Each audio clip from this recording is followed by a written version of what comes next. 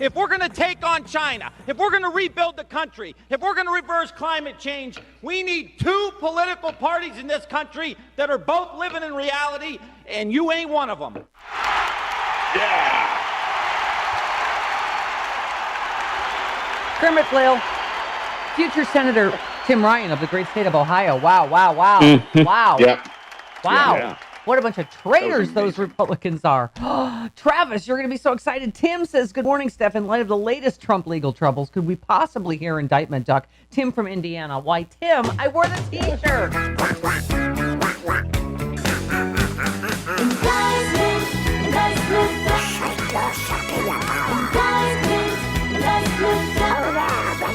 it comes.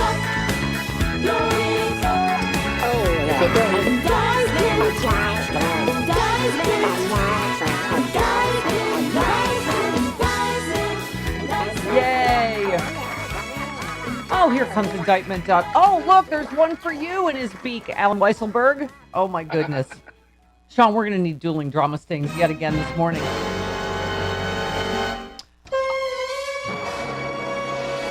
Thank you. The New York Attorney General's office has opened a criminal tax investigation into Trump Organization officer Alan Weisselberg, increasing the legal pressure on the longtime aide to Donald Trump. So him personally and the Trump Organization. Ooh, the screws! Letitia James is tightening the screws.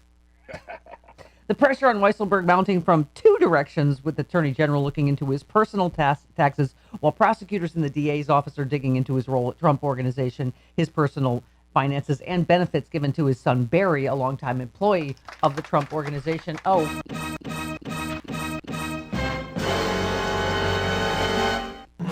Mm-hmm. Thank you. Okay. So, all right, let's take it. Let's have a quorum. Do we have enough people for a quorum? I think we do. Yeah, we have enough people for a quorum. Right. Yeah. What now? Because these Republican right? You cannot trust them ever, right? Kevin McCarthy got everything he asked for, everything he demanded, and then, of course, still turned against this January 6th commission. I mean, I know everybody keeps saying we keep screaming about Benghazi, but let's take a page from them. We have to act like Republicans now that we have power. Just do a select committee. I don't know which way we go with this. But something will be done. Yeah. But I don't think something has happened. And something has to be did. I don't think it's going to pass the Senate, though. That's it's insane. Thing. It's insane. Yeah. Listen to this. Wait, just give me Mitch and then Schumer back to back. Here's Mitch McConnell. One final matter. After careful consideration, cut three. Cut three. Mitch McConnell and then four. Schumer. Here we go. What is clear is that House Democrats have handled this proposal in partisan bad faith. What? Going right back to the beginning. From initially offering a laughably partisan starting point to continuing to insist on various other features under the hood that are designed to centralize control over the commission's process and its conclusions in Democratic hands. Right. He was the guy that said, I'm not going to vote to impeach because he hasn't got away with it yet. There's other venues. And now this venue, no, not this one. Right?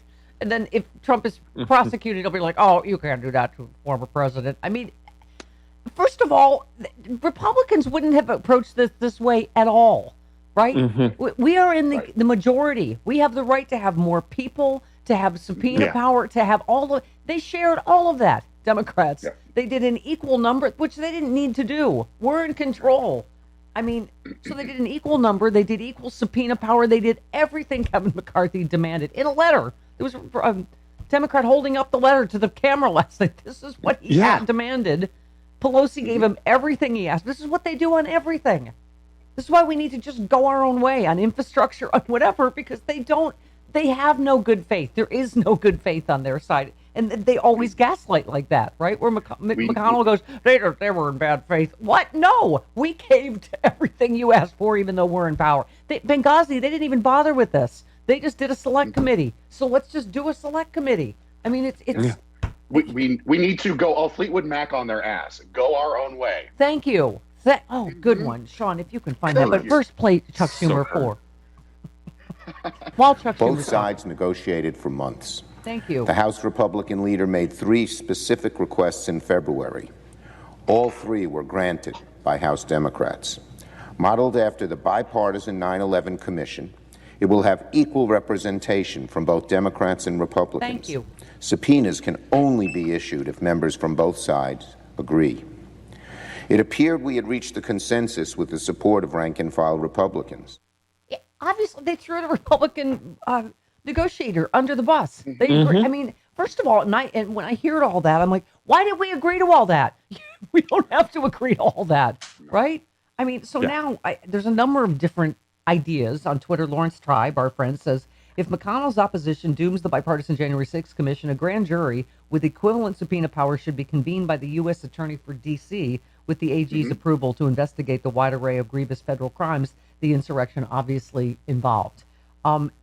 Really American tweeted, who else agrees that AG Merrick Garland should just appoint a special prosecutor to investigate, round up, and convict all of the January 6th traitors? So, yeah, I mean, it's...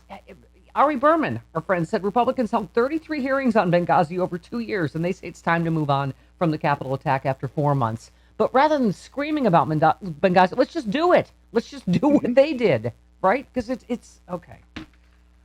All right. And Mueller, she wrote, our other friends say, Republicans have told CNN the reason they're now against an insurrection commission is because it could hurt their midterm election chances. Remember the next time they accuse Democrats of playing politics. They literally want to hide the truth so people will vote for them. Thank you. That's what this is all about. We don't want you to see what traitors we all are right before the midterms, which is, okay. Like Kevin McCarthy admitting Benghazi was just about trying to hurt Hillary. They knew she wasn't guilty of anything. They knew there was no wrongdoing in Benghazi. Okay. Right. And then, yes, Ari Berman says, stop giving Republicans veto power over protecting voting rights and investigating the insurrection. Democrats need to use the power they have or they will lose it. I couldn't agree more. This is it's just endlessly frustrating, right? And we're doing the same thing. We've lost months already on infrastructure, negotiating with them. Charlie Brown, they're going to pull the football away again. Like, how many times do we have to do this, right? We need to go our own way. Thank you, Sean. Okay. What? Yeah, they're right away for tickets, and they mail them to you. Our other anthem, I don't know what yours were in high school. Mine was a Logical Song. Thank you, Sean. Supertramp. Because 2 of my best friends were named Mary and Jean. And it was all very, remember, we were leaving for college or just to leave high school. And it was, right, goodbye, Mary, goodbye, Jean. Will we ever? Oh. You know how dramatic you were in high school. I mean, I was. Of course. Yeah. Ours was Don't You Forget About Me. Because that was the era. Who was that? I forget. Simple Minds. Simple Minds. Yes. It was from the Breakfast Club. Oh yes, you were a little bit behind Mama. Okay. Well, yes. You're older. Well, I'm going to have blow that all up. I've made a request of Jody Hamilton. Uh-oh. Forgot to ask her Tuesday, but she said she's gonna have her mom, Carol Burnett, record a thing saying, since I was the first one that said you look 35 when I met you 5 years ago, I want to be the first to wish you a happy 40th in September. So we're going to have that on tape. We're just going to play that over and over again. Because boy. This is how it works with the big lie, Travis. You keep saying it. You just keep saying it. You just keep saying it. I am going to fight the big lie till the end. You know what? You just go ahead and scream. To the bitter end. You scream in a wind tunnel. Because Carol Burnett's going to... She's going to Bigfoot you. She's going to help me catapult the big lie. You can't say that. You can't say that any Supertramp song was your high school song and say that you're 40 years old. Those two. I listen to an oldie station. Hey, listen, Travis. I don't care what you say about me. You know what? My favorite Twitter account is Stephanie Miller Out of Context because Chris, I sometimes don't realize how brilliant I am because I get so much guff in here.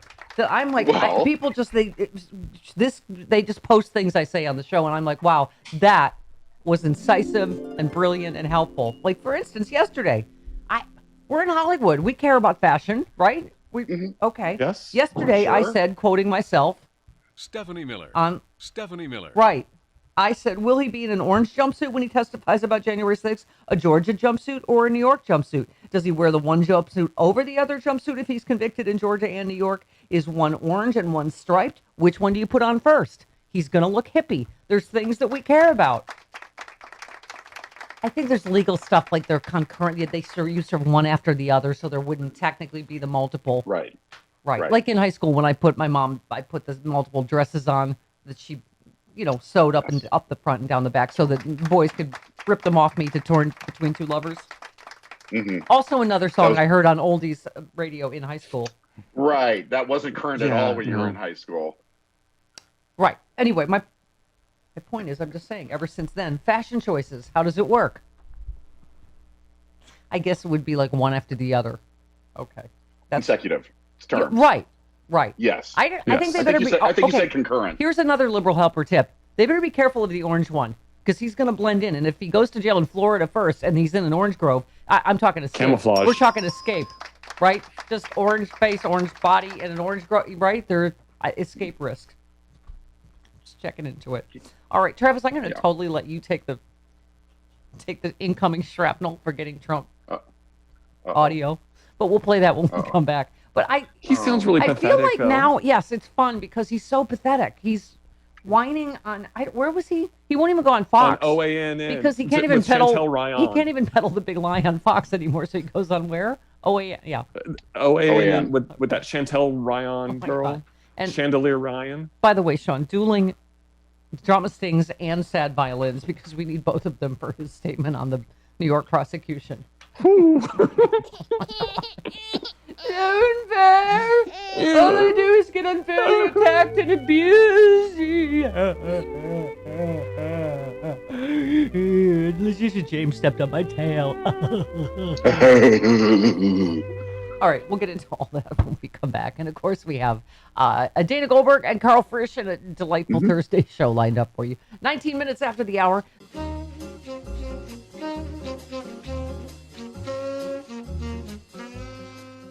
I mean, do we even need to do a commercial for the Steph store? I mean, the shirts are flying off the right. Look at this. Look at it. Get your face Look at that. Get your face up there.